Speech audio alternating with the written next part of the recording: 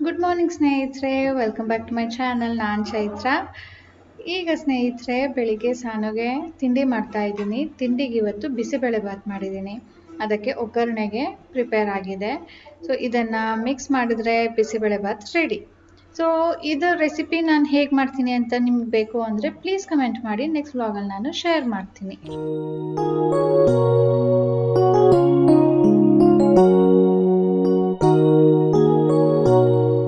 ನಾನು ಹೋದ್ಮೇಲೆ ಸ್ಕೂಲ್ಗೆ ಮನೆ ಕೆಲಸ ಮುಗಿಸಿ ಈಗ ನಾನು ತಿಂಡಿ ಮಾಡ್ತಾ ಇದ್ದೀನಿ.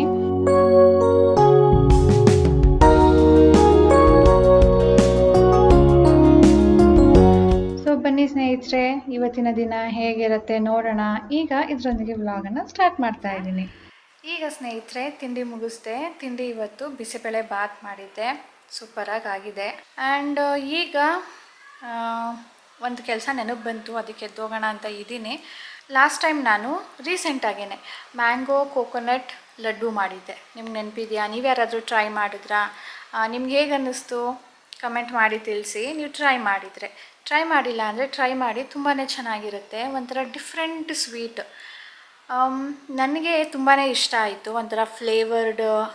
ರವೆ ಉಂಡೆಗೆ ನಾವು ಹೇಗೆ ರವೆ ಮತ್ತು ಕೊಬ್ಬರಿ ಹಾಕ್ತೀವೋ ಅದೇ ಥರ ಇದಕ್ಕೆ ಕೊಬ್ಬರಿ ಮತ್ತು ಮ್ಯಾಂಗೋ ಹಾಕಿದ್ದು ಡಿಫ್ರೆಂಟಾಗಿ ಚೆನ್ನಾಗಿತ್ತು. ರಾಜೇಶ್ ಒಂದೇ ಒಂದು ಟೇಸ್ಟ್ ಮಾಡಿದ್ರು, ಯಾಕಂದರೆ ಅದರಲ್ಲಿ ನಾನು ಸಕ್ಕರೆ ಹಾಕ್ಬಿಟ್ಟಿದ್ದೆ ಅಂದ್ಬಿಟ್ಟು. ಬಾಕಿದೆಲ್ಲ ನಾವೇ ತಿಂದ್ವಿ. ನನಗೆ ಬೇಜಾರಾಗ್ತಾ ಇತ್ತು. ಏನಾದರೂ ಮಾಡೋಣ ಅಂದ್ಕೊಂಡು ಇವತ್ತು ಮತ್ತೆ ಅದೇ ಲಡ್ಡು ಮಾಡ್ತೀನಿ. ಬಟ್ ಆದಷ್ಟು ಸಕ್ಕರೆ ಬೆಲ್ಲ ಏನು ಹಾಕದೆ ಮಾಡೋಣ ಅಂತ ಇದ್ದೀನಿ. ಸಕ್ಕರೆ ಬೆಲ್ಲ ಹಾಕಲಿಲ್ಲ ಅಂದರೆ ಸ್ವೀಟ್ ಕಡಿಮೆ ಆಗುತ್ತೆ, ಓಕೆ. ಬಟ್ ಅದು ಒಂದು ಜಿಡ್ಡು ಬೇಕಲ್ವ ಅದು ಉಂಡೆ ಆಗೋದಕ್ಕೆ. ಅದು ಬರುತ್ತಾ ಇಲ್ವಾ ಗೊತ್ತಿಲ್ಲ. ಬಟ್ ಹಾಕ್ಬಿಟ್ರೆ ರಾಜೇಶ್ ತಿನ್ನೋದಿಲ್ಲ. ನೀವು ಕೇಳ್ತೀರಾ, ರಾಜೇಶಕ್ಕೆ ಸಕ್ಕರೆ ಕಾಯಿಲೆ ಇದೆಯಾ, ಶುಗರ್ ಇದೆಯಾ, ಅದಕ್ಕೆ ಅವ್ರು ಶುಗರ್ ತಿನ್ನೋದಿಲ್ವಾ ಅಂದ್ಬಿಟ್ಟು. ಇಲ್ಲ, ಅವ್ರಿಗೆ ಶುಗರ್ ತಿಂದರೆ ತಲೆನೋವು ಶುರು ಆಗುತ್ತಂತೆ. ತಕ್ಷಣಕ್ಕೇ ತಲೆನೋವು ಶುರು ಆಗುತ್ತೆ. ಅದಕ್ಕೆ ಅವ್ರು ಬಿಟ್ಬಿಟ್ಟಿದ್ದಾರೆ. ಆ್ಯಂಡ್ ಅವರು ಶುಗರ್ ಬಿಟ್ಟಾಗ್ಲಿಂದ ಕೂಡ ಅವರ ವೆಯ್ಟ್ ಲಾಸ್ ಆಗಿದೆ, ವೆಯ್ಟ್ ಕಡಿಮೆ ಆಗಿದೆ. ಸೊ ಶುಗರ್ ನೀವು ವೆಯ್ಟ್ ಲಾಸ್ ಮಾಡ್ತಾ ಇದ್ದೀನಿ ಅನ್ನೋ ಹಾಗಿದ್ರೆ ಶುಗರ್ ಬಿಟ್ಟು ನೋಡಿ, ತುಂಬ ಬೇಗ ವೆಯ್ಟ್ ಲಾಸ್ ಆಗುತ್ತೆ.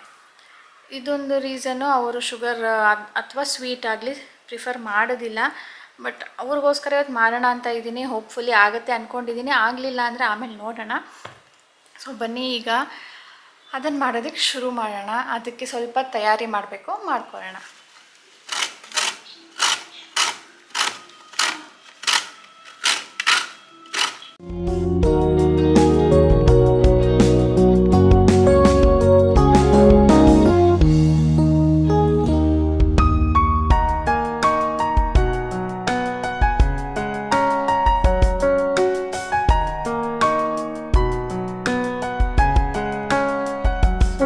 ಫಸ್ಟು ಫುಲ್ ಪ್ರೆಸ್ ಮಾಡಿ ತುರ್ಕೊಂಡಿರೋ ಅಂಥ ಕೊಬ್ಬರಿನ ಪುಡಿ ಮಾಡ್ಕೊಳ್ತೀನಿ. ರುಬ್ಕೊಂಡಿರೋ ಕೊಬ್ಬರಿನ ನಾನು ಪ್ಯಾನ್ಗೆ ಹಾಕ್ಕೊಳ್ತಾ ಇದ್ದೀನಿ. ಇದು ಡ್ರೈ ಮಾಡಬೇಕು ಅಂತೇನಿಲ್ಲ, ಜಸ್ಟ್ ಪ್ಯಾನ್ಗೆ ಹಾಕ್ಕೊಳ್ತಾ ಇದ್ದೀನಿ. ಈಗ ಮ್ಯಾಂಗೋ ಪಲ್ಪ್ ನೋಡಿ, ಸ್ವಲ್ಪನೂ ನೀರು ಹಾಕದೆ ಗಟ್ಟಿಯಾಗಿ ರುಬ್ಕೊಂಡಿದ್ದೀನಿ. ಇದು ಒಂದು ಮಾವಿನ ಹಣ್ಣಿಂದು ಅರ್ಧ ಕಪ್ಗಿಂತ ಜಾಸ್ತಿ ಇದೆ. ಸೊ ಇದಕ್ಕಿಂತ ಜಾಸ್ತಿ ಕೊಬ್ಬರಿ ಇದೆ. 1:2 ತೊಗೊಂಡ್ರೆ ನೋಡಿ ಸರಿ ಹೋಗುತ್ತೆ. ಕೋಕೋನಟ್ ಹಾಕೊಳ್ಳೋ ಮುಂಚೆ ಕೂಡ ನೀವು ಪಲ್ಪನ್ನು ಹಾಕ್ಕೊಂಡು, ಮ್ಯಾಂಗೋ ಪಲ್ಪ್ನ ಹಾಕ್ಕೊಂಡು ಅದನ್ನು ಸ್ವಲ್ಪ ಹೊತ್ತು ಫ್ರೈ ಮಾಡಿ, ಸ್ವಲ್ಪ ಡ್ರೈ ಆದಮೇಲೆ, ಕಲರ್ ಚೇಂಜ್ ಆದಮೇಲೆ ಬೇಕಿದ್ದರೆ ಕೊಬ್ಬರಿನ ಸೇರಿಸ್ಬೋದು. ಅಥವಾ ಯಾವುದಾದ್ರೂ ಒಂದನ್ನು ಹಾಕ್ಕೊಂಡು ಹೀಗೆ ಮಿಕ್ಸ್ ಮಾಡ್ತಾ ಇರಿ. ಒಂದು ಸುಮಾರು ಹೊತ್ತು ಆಗುತ್ತೆ ಇದು ಡ್ರೈ ಆಗೋದಕ್ಕೆ. ನಿಮಗೆ ಗೊತ್ತಾಗುತ್ತೆ ಕಲರ್ ಚೇಂಜ್ ಆಗಿರೋದು, ತಳ ಬಿಡ್ತಾ ಇರೋದು. ಅಲ್ಲಿ ತನಕ ನಾವು ಇದನ್ನು ಲೋ ಫ್ಲೇಮಲ್ಲಿ ಅಥವಾ ಮೀಡಿಯಮ್ ಫ್ಲೇಮಲ್ಲಿ ಹೀಗೆ ಮಿಕ್ಸ್ ಮಾಡ್ತಾ ಇರಬೇಕು, ಗಟ್ಟಿ ಆಗಬೇಕು.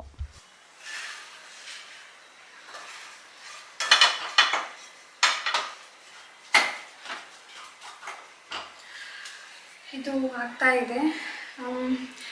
ಕುಕ್ಕರ್ ರಿವ್ಯೂ ಕೇಳಿದ್ರಿ. ಸೊ ಇದು ಪ್ರೆಸ್ಟೀಜ್ನ 3.5 litre stainless steel pressure cooker. ನಾನು ಸಮ್ಮರ್ ಹಾಲಿಡೇಸಲ್ಲಿ ಏನೋ ತೊಗೊಂಡಿದ್ದು. Three months, more than 3 months ಆಗಿದೆ.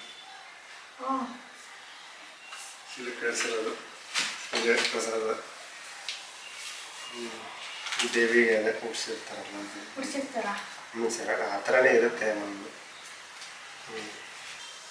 ಅಡಕ್ಕ ಬೆಳ್ಳಿ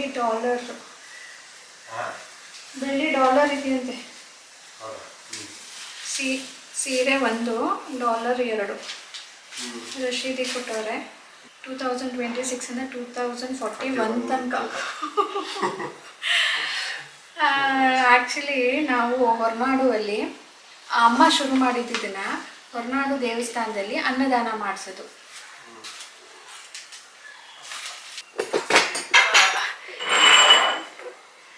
ಸೊ ಇವತ್ತು ಶುಕ್ರವಾರನೇ ದೇವಿಯಿಂದ ಪ್ರಸಾದ ಸಿಕ್ಕಿದೆ.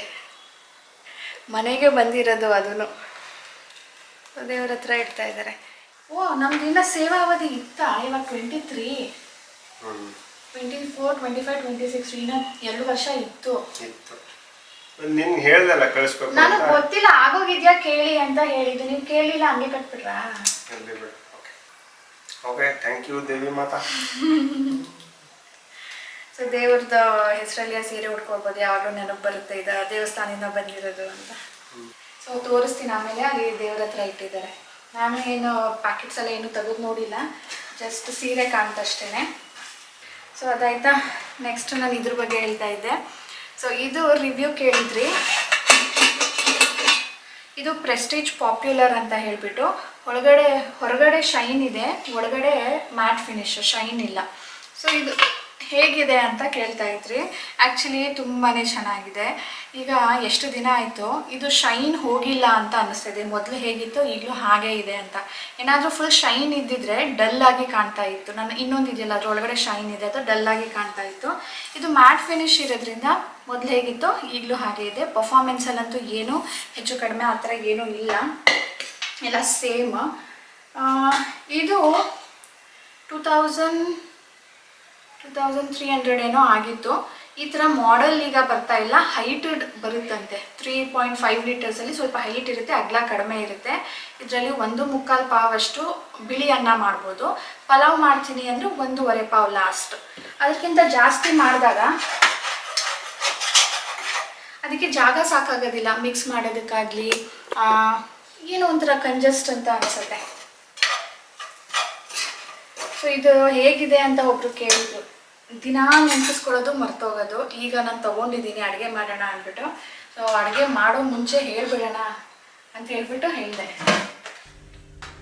ಅದಕ್ಕೆ ಡ್ರೈ ನಟ್ಸ್ನ ತುಪ್ಪದಲ್ಲಿ ಫ್ರೈ ಮಾಡಿ ಹಾಕಿದ್ದೀನಿ. ಇದಕ್ಕೆ ಸಖತ್ ಎಷ್ಟಾಗುತ್ತೋ ಅಷ್ಟು ಡ್ರೈ ಮಾಡಿದ್ದೀನಿ. ನೋಡಿ ಇಲ್ಲಿ ತಳ ಹಿಡಿತಾ ಇದೆ. ಸೊ ಅದಕ್ಕೆ ತೆಗೆದ್ಬಿಟ್ಟೆ. ಡ್ರೈ ಮಾಡಲಿಲ್ಲ, ತುಂಬ ಒದ್ದೆ ಇದೆ ಅಂದರೆ ಏನಾಗುತ್ತೆ, ತುಂಬ ದಿನ ಇಡೋದಕ್ಕಾಗೋದಿಲ್ಲ, ತುಂಬ ಬೇಗ ವಾಸನೆ ಬರುತ್ತೆ. ಹಾಗಾಗಿ ನಾನು ಆದಷ್ಟು ಡ್ರೈ ಮಾಡಬೇಕಾಗಿ ಬಂತು. ಉಂಡೆ ಆಗ್ತಾಯಿದೆ, ಚೆನ್ನಾಗೂ ಇದೆ. ಆ್ಯಕ್ಚುಲಿ ಸಕ್ಕರೆ ಬೇಕು ಅಂತ ಏನು ಅನ್ನಿಸ್ತಾ ಇಲ್ಲ. ಏನಪ್ಪ ಅಂದರೆ ಇದು ಒಂದು 3 ದಿನ ಹೊರಗಡೆ ಇಡ್ಬೋದು ಅಷ್ಟೇ. ಆಮೇಲೆ ಇದು ಫಂಗಸ್ ಬರೋದಕ್ಕೆ ಶುರು ಆಗುತ್ತೆ. ಸೊ ನಾವು ಫ್ರಿಜ್ಜಲ್ಲೇ ಇಟ್ಕೊಳ್ಬೇಕು, ಇಲ್ಲ 3 ದಿನದಲ್ಲಿ ಖಾಲಿ ಮಾಡಬೇಕು. ಈಗ ನಾನು ಸಾನು ಬರ್ತಾಳಲ್ವ, ಮಧ್ಯಾಹ್ನಕ್ಕೆ ಅಡುಗೆ ಮಾಡಬೇಕು. ಬಿಸಿಬೇಳೆ ಬಾತ್ ಮಾಡಿದ್ದು ಇದೆ, ಬಟ್ ಅವಳಿಗೆ ಬಾಕ್ಸ್ಗೂ ಕೊಟ್ಟು ಕಳಿಸಿದ್ದೆ. ಬೆಳಿಗ್ಗೆನೂ ತಿಂತಿದ್ದಾಳೆ. ಸೊ ಅದೇ ಇಷ್ಟಪಟ್ಟು ತಿಂತಾಳೆ ಬೇಕಿದ್ರೆ. ಬಟ್ ಏನಾದರೂ ಬೇರೆ ಮಾಡೋಣ ಅಂದ್ಬಿಟ್ಟು ಪಾಸ್ತಾ ಮಾಡ್ತಾಯಿದ್ದೀನಿ. ಇದು ವೀಟ್ದು, ಸೊ ಸೇಫ್, ಅನ್ಹೆಲ್ತಿ ಅಲ್ಲ. ವೀಟ್ ಸೆಮೋಲಿನ 100% ವೀಟಲ್ಲಿ ಮಾಡಿರೋದು. ಸೊ ಇದಕ್ಕೆ ತರಕಾರಿ ಕೂಡ ಹಾಕ್ತೀವಿ, ವೀಟ್ದು ಬೇರೆ. ಸೊ ಇಟ್ಸ್ ಹೆಲ್ತಿ ಅಲ್ವಾ. ಕುಕ್ ಆಗೋದಕ್ಕೆ ತುಂಬ ಟೈಮ್ ಹಿಡಿಸುತ್ತೆ. ಅದಕ್ಕೆ ಏನು ಮಾಡ್ತಾ ಇದ್ದೀನಿ, ಇವತ್ತು ಕುಕ್ಕರಲ್ಲಿ ಹಾಕ್ಬಿಡ್ತಾ ಇದ್ದೀನಿ.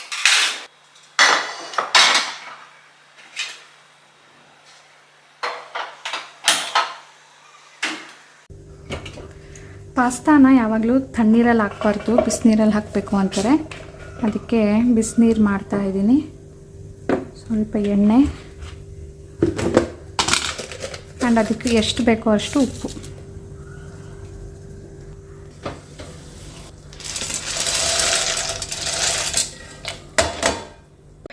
ಇದನ್ನು 1 ವಿಷಲ್ ಕೂಗಿಸ್ತೀನಿ. ಈಗ ಒಗ್ಗರಣೆಗೆ ಇಟ್ಟಿದ್ದೀನಿ. ಪಾಸ್ತಾ ಬೆಂದಿ ಆಗಿದೆ, 1 ವಿಷಲ್ ಕೂಗಿದೆ, ನಾನು ಆಫ್ ಮಾಡಿದ್ದೀನಿ. ಈರುಳ್ಳಿ, capsicum, carrot and beans. Green piece ಅಂದರೆ ಫ್ರೆಶ್ದು ಇರುತ್ತಲ್ವ, ನಾವು ಒಣಗಿಸಿರೋದನ್ನು ನೆನೆಸಿ ಮಾಡೋದಲ್ಲ. ಫ್ರೆಶ್ ಪೀಸ್ ಇರುತ್ತಲ್ಲ, ಫ್ರೋಝನ್ ಪೀಸ್, ಅದನ್ನು ಹಾಕಿ ಕೂಡ ಮಾಡ್ಬೋದು. ಸೊ ಇದನ್ನೀಗ ಫ್ರೈ ಮಾಡ್ಕೊಳ್ತೀನಿ ಎಣ್ಣೆಲೆ. ಪಾಸ್ತಾನ ಬೆಣ್ಣೆಯಲ್ಲಿ ಮಾಡಬೇಕು. ಸೊ ಅದ್ರ ಜೊತೆ ಚೂರು ಎಣ್ಣೆ ಹಾಕಿದ್ದೀನಿ. ತರಕಾರಿ ಫ್ರೈ ಆದಮೇಲೆ ಟೊಮ್ಯಾಟೊ ಸೇರಿಸಿದ್ದೀನಿ. ಟೊಮ್ಯಾಟೊ ಎಷ್ಟು ಜಾಸ್ತಿ ಹಾಕ್ತಿರೋ ಅಷ್ಟು ಗ್ರೇವಿ ಥರ ಬರುತ್ತೆ ನಿಮಗೆ. ಸೊ ಎಷ್ಟಾದರೂ ಹಾಕ್ಬೋದು.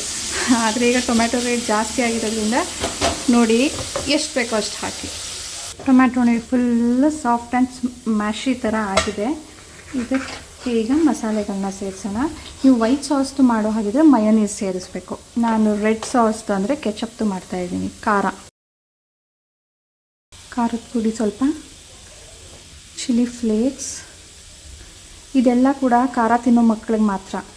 ಸಪ್ಪೆ ತಿಂತಾರೆ ಅಂದರೆ ಬರೀ ವೈಟ್ ಸಾಸ್ದು ಮಾಡಿ, ರೆಡ್ ಸಾಸ್ದು ಮಾಡೋ ಹಾಗಿದ್ರೆ ಬರೀ ಕೆಚಪ್ ಮಾತ್ರ ಸಾಕು. ಆ್ಯಂಡ್ ಇದು ಎಲ್ಲ ಇದು ಫ್ಲೇವರ್ಗೆ ಆರ್ಗ್ಯಾನೋ ಮಿಕ್ಸ್ಡ್ ಹರ್ಬ್ಸ್. ಅದರ ಜೊತೆ 1 ಟೀ ಸ್ಪೂನಷ್ಟು ಕಾರ್ನ್ಫ್ಲೋರ್ನ ಸ್ಲರ್ರಿ.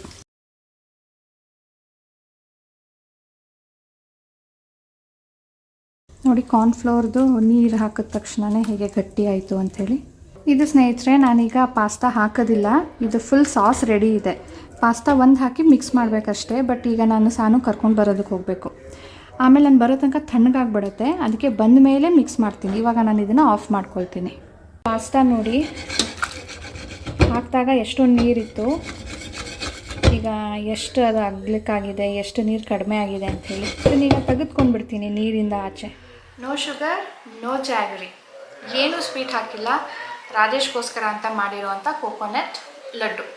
ಒಂದೇ ಏನಪ್ಪ ಅಂದರೆ ತುಂಬ ಹೊತ್ತು ಅದನ್ನು ಮಿಕ್ಸ್ ಮಾಡ್ತಾ ಇರಬೇಕು, ಫ್ರೈ ಮಾಡಬೇಕು, ಅಥವಾ ಮ್ಯಾಂಗೋ ಪಲ್ಪಲ್ಲಿ ಇರುವಂಥ ನೀರಿನ ಅಂಶನ ಕಡಿಮೆ ಮಾಡಬೇಕು.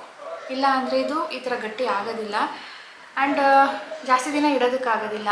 ತುಂಬ ಹೊತ್ತು ಮಾಡಿ ಅಲ್ಲಿ ನಿಂತ್ಕೊಂಡು ಬೇಜಾರಾಗೋಯ್ತು ಸ್ನೇಹಿತರೆ. ಬಟ್ ತಿಂದು ನೋಡಿದೆ, ಮಕ್ಕಳು ಕೂಡ ಎಂಜಾಯ್ ಮಾಡ್ತಾರೆ. ಮ್ಯಾಂಗೋ ಫ್ಲೇವರ್ ತುಂಬ ಚೆನ್ನಾಗಿ ಬರ್ತಾ ಇದೆ. ಇದನ್ನು ರಾಜೇಶಿಗೆ ಕೊಡೋಣ, ಅವರು ರಿಯಾಕ್ಟ್ ಹೇಗೆ ಮಾಡ್ತಾರೆ ಕೇಳಿ ನೋಡಿ. ಇಷ್ಟನ ಮಾಡಿರೋದು ನೀನು ಅಂತಾನೆ ಕೇಳೋದು, ಜಾಸ್ತಿ ಮಾಡು ಅಂತಾನು ಬೇಕಿದ್ರೆ ಹೇಳ್ತಾರೆ. ಸೊ ಇದು ನಿಮಗೋಸ್ಕರ ಲಡ್ಡು ಮಾಡಿದ್ದೀನಿ.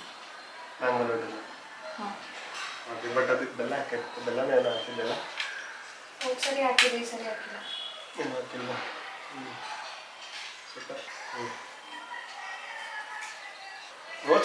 ತಿಂದಿದ್ದಲ್ಲ ಸಖತ್ತಾಗಿತ್ತು ಅಂತ ಹೇಳಿದೆ. ಅದೇ ಬಟ್ ಒಂದು ತಿಂದಿದ್ರೆ ಅಷ್ಟೇ ಕಾಲ್ ಬಂತ. ಸರಿ ಸರಿ. ನಿಮ್ಮ ರಿಯಾಕ್ಷನ್ ತಗೊಳ್ಳೋದಕ್ಕೆ ಹೊರಗಡೆ ಬಂದಿದ್ದು, ನಿಮಗೆ ಕಾಲ್ ಬಂದ್ಬಿಡ್ತು. ಏನು ಮಾಡ್ತೀಯ?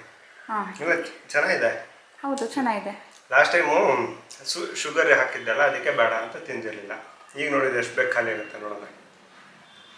ಇದನ್ನು ಮಾಡೋದಕ್ಕೆ ಎಷ್ಟೊತ್ತು ತೊಗೊಂಡಿದ್ದೀನಿ ಗೊತ್ತಾ? ಖಾಲಿ ಆಗೋದಕ್ಕೆ ಜಾಸ್ತಿ ಟೈಮ್ ತೊಗೊಳಲ್ಲ, ಬೇಗ ಖಾಲಿ ಆಗುತ್ತೆ ಈಗ. ಹೌದು ಗೊತ್ತು. ಅಂದೇ ನಾನು ಮೊದಲೇ ದಿನಕ್ಕೆ 2 ಬೇಕಿದ್ರು ತಿಂತಾರೆ. ಸಾನು ಕಡಿಮೆ ಆದ್ರೆ ಪರವಾಗಿಲ್ಲ, ಚೆನ್ನಾಗಿದೆ ಅನ್ಕೊಂಡು ಅವಳು ತಿಂತಾಳೆ. ಮ್ಯಾಂಗೋ ತುಂಬ ರೈಪ್ ಆಗಿತ್ತಲ್ಲ, ಸ್ವೀಟ್ ಇತ್ತದು. ಸ್ವೀಟ್ ಇತ್ತು, ಚೆನ್ನಾಗಿತ್ತದು. ನಾನು ಮಿಕ್ಸಿ ಮಾಡ್ಬೇಕಾದ್ರೆ ಒಂದು ಪೀಸ್ ತೊಗೊಂಡು ತಿಂದೆ, ಸಖತ್ತಾಗಿತ್ತು. ಬಟ್ ಮ್ಯಾಂಗೋ ಲಡ್ಡು ನಿನಗಲ್ಲ ಸೋನಾ, ಅದು ಬರೀ ಡಾಡಾಗೆ. ಅದಕ್ಕೆ ಶುಗರು ಜಾಗರಿ ಏನೂ ಹಾಕಿಲ್ಲ. ಏನು ಹಂಗಂದ್ರೆ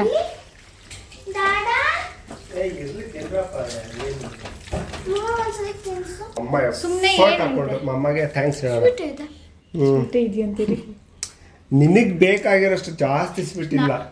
ನಾನು ಶುಗರ್ ಆಗಲಿ ಜಾಗರಿ ಆಗಲಿ ಏನೂ ಹಾಕಿಲ್ಲ, ಹಾಗೆ ಮಾಡಿರೋದು. ಡ್ಯಾಡಾಗೆ ಶುಗರ್ ಹಾಕ್ಬಿಟ್ಟು ತಿನ್ನೋದಿಲ್ವಲ್ಲ ಅಂತ. ನಂಗೆ ಗೊತ್ತಿತ್ತು ಇವಳು ಹಂಗೆ ಹೇಳ್ತಾಳೆ ಅಂತ. ಇವಳು ತಿಂತಾಳೆ, ಬಿಡೋದಿಲ್ಲ. ಇವಳು ದಿನಕ್ಕೆ 2, ನಮ್ಮ ರಾಜೇಶ್ ಅವ್ರ ದಿನಕ್ಕೆ 2, 3 ದಿನದಲ್ಲಿ ಖಾಲಿ. ಸಂಜೆ ಆಗಿದೆ ಸ್ನೇಹಿತರೆ, ಮುಸ್ಸಂಜೆ.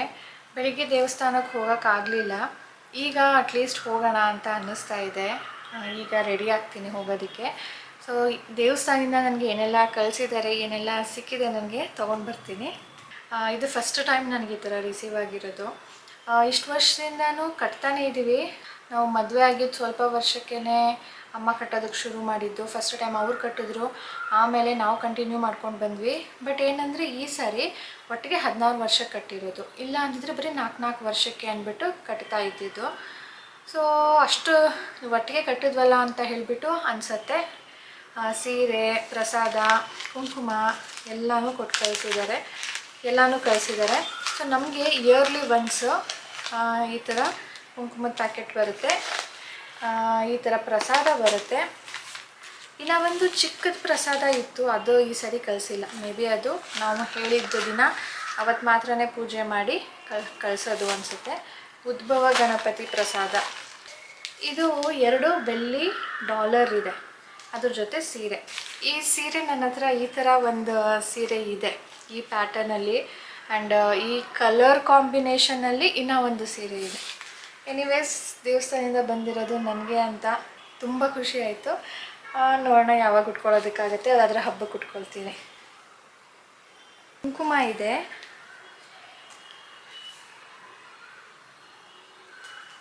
ಕುಂಕುಮ ಕೊಟ್ಟಿದ್ದಾರೆ. ಕುಂಕುಮದ ಜೊತೆ ಡಾಲರ್ ಇದೆ. ಅನ್ನಪೂರ್ಣೇಶ್ವರಿ ತಾಯಿದು ಚಿತ್ರ ಇದೆ. ಹಿಂದಗಡೆ ಉದ್ಭವ ಗಣಪತಿದು ಚಿತ್ರ ಇದೆ. Very grateful and thankful. ಒಂಥರ ತುಂಬಾ ಖುಷಿ ಆಗ್ತಾಯಿದೆ. ಶುಕ್ರವಾರ ಬೇರೆ, ಆ್ಯಂಡ್ ದೇವಸ್ಥಾನದಿಂದ ಡೈರೆಕ್ಟ್ ನನಗೆ ಸಿಕ್ಕಿರೋದಂತೂ ತುಂಬ ಖುಷಿ ಆಗ್ತಿದೆ ಇವತ್ತು. ಸೊ ಇದು ನನಗೆ ಕಳಿಸಿರೋದು ಯಾಕೆ ಅಂದರೆ, ನಾವು ನಮ್ಮ ಆ್ಯನಿವರ್ಸರಿ ದಿನ ಅನ್ನದಾನ ಮಾಡಿ ಅಂದ್ಬಿಟ್ಟು ಸ್ವಲ್ಪ ಕಾಂಟ್ರಿಬ್ಯೂಟ್ ಮಾಡಿದ್ದೀವಿ. ಎವ್ರಿ ಇಯರ್ ಆ ದಿನದಂದು ಅನ್ನದಾನ ಮಾಡಿ ನಮ್ಮ ಹೆಸರಲ್ಲಿ ಅರ್ಚನೆ ಮಾಡಿ ನಮಗೆ ಪ್ರಸಾದ ಕಳಿಸ್ಕೊಡ್ತಾರೆ. ಸೊ ಇಷ್ಟು ಅಂತ ಅವ್ರು ಫಿಕ್ಸ್ ಮಾಡಿರ್ತಾರೆ. ಅದು ನೀವು ಮಿನಿಮಮ್ 4 ಇಯರ್ಸಿಗೆ ತೊಗೊಳ್ಬೇಕು. ಸೊ ನೀವು ಹೊರನಾಡು ದೇವಸ್ಥಾನಕ್ಕೆ ಹೋದಾಗ ಅಲ್ಲಿ ಸೇವಾ ಕೌಂಟರ್ ಇರುತ್ತಲ್ಲ, ಅಲ್ಲಿ ಕೇಳಿ ನೋಡಿ, ಅಲ್ಲಿ ತಿಳಿಸ್ತಾರೆ. ಅದು ಬಿಟ್ಟರೆ ನೀವು ಇಲ್ಲಿ ಇದ್ಕೊಂಡೇ ಮಾಡಬೇಕು ಅನ್ನೋ ಹಾಗಿದ್ರೆ ಹೊರನಾಡು ಅವ್ರದ್ದೇ ಒಂದು ವೆಬ್ಸೈಟ್ ಇರುತ್ತೆ ನೋಡಿ, ಅಲ್ಲಿ ನಿಮಗೆ ಫೋನ್ ನಂಬರ್ ಸಿಗುತ್ತೆ. ಅಲ್ಲಿ ಕಾಲ್ ಮಾಡಿ ಕೂಡ ಎನ್ಕ್ವೈರ್ ಮಾಡಿ ಆನ್ಲೈನಲ್ಲಿ ಪೇ ಮಾಡ್ಬೋದು. ನಾವು ಕೂಡ ಈಗ ಆನ್ಲೈನಲ್ಲಿ ರಿನ್ಯೂ ಮಾಡಿಸಿರೋದು. ನಮಗಲ್ಲಿ ಹೋಗೋದಕ್ಕೆ ಆಸೆ, ಬಟ್ ಹೋಗೋದಕ್ಕೆ ಆಗ್ತಿಲ್ವಲ್ಲ, ಅಟ್ಲೀಸ್ಟ್ ಇದನ್ನಾದರೂ ಮಾಡೋಣ ಅಂದ್ಬಿಟ್ಟು ಮಾಡಿಸಿದ್ದಾರೆ. ನಾನು ರಾಜೇಶ್ ಹೇಳಿದೆ, ಅದು 4 ಇಯರ್ಸ್ದೇನೋ ಆಗ್ತಾ ಬಂದಿದೆ ಅನಿಸುತ್ತೆ, ರಿನ್ಯೂ ಮಾಡಿಸ್ಬೇಕಿತ್ತು ಅಂದ್ಬಿಟ್ಟು. ಸರಿ ಮಾಡಿಸ್ತೀನಿ ಅಂದ್ಬಿಟ್ಟು ಫೋನ್ ಮಾಡಿ ಕೇಳಿ ಎಲ್ಲ ಮಾಡಾದ್ಮೇಲೆ, ತಗೋ ನಿನಗೊಂದು ಗಿಫ್ಟು, 16 ವರ್ಷಕ್ಕೆ ಮಾಡಿಸ್ಕೊಟ್ಟಿದ್ದೀನಿ ಒಟ್ಟಿಗೆ. ಇನ್ನು ನೀನು ನೆನಪೇ ಮಾಡೋ ಹಾಗಿಲ್ಲ, ಎವ್ರಿ ಇಯರ್ ದೇವರ ಹೆಸರಲ್ಲಿ ಅನ್ನದಾನ ನಡೆಯುತ್ತೆ, ನಮ್ಮ ಸ್ಪೆಷಲ್ ದಿನದಂದು ಅನ್ನದಾನ ಆಗುತ್ತೆ, ಬಿಡು ಒಳ್ಳೆಯದಾಯಿತು, ಒಬ್ಬರು ಒಳ್ಳೆಯದಾಗುತ್ತೆ ಅಂತ ಖುಷಿಯಾಗಿ ಹೇಳಿದ್ರು. ಸೊ ರಾಜೇಶ್ ಒಂದು ಒಳ್ಳೆ ಮನಸ್ಸಿಂದ ಮಾಡಿರೋದಕ್ಕೆ ದೇವರಿಂದ ನಮಗೆ ಪ್ರಸಾದ ಕೂಡ ದೊರಕಿದೆ.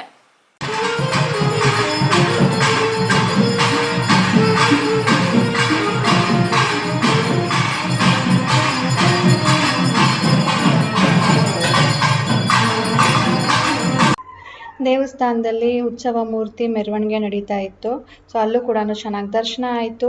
ಈಗ ನಾನು ಈ ವ್ಲಾಗನ್ನು ಇಲ್ಲಿಗೆ ಏನು ಮಾಡ್ತೀನಿ ಸ್ನೇಹಿತರೆ, ಸಿಗೋಣ ನನ್ನ ನೆಕ್ಸ್ಟ್ ವ್ಲಾಗ್ನಲ್ಲಿ. So until then please do like, share and subscribe ಮಾಡದೆ ನೋಡ್ತಾ ಇದ್ದರೆ ಪ್ಲೀಸ್ ಸಬ್ಸ್ಕ್ರೈಬ್ ಮಾಡ್ಕೊಳ್ಳಿ. ಸಿಗೋಣ ಮುಂದಿನ ವೀಡಿಯೋಲಿ. ಬೈ ಬೈ ಸ್ನೇಹಿತರೆ.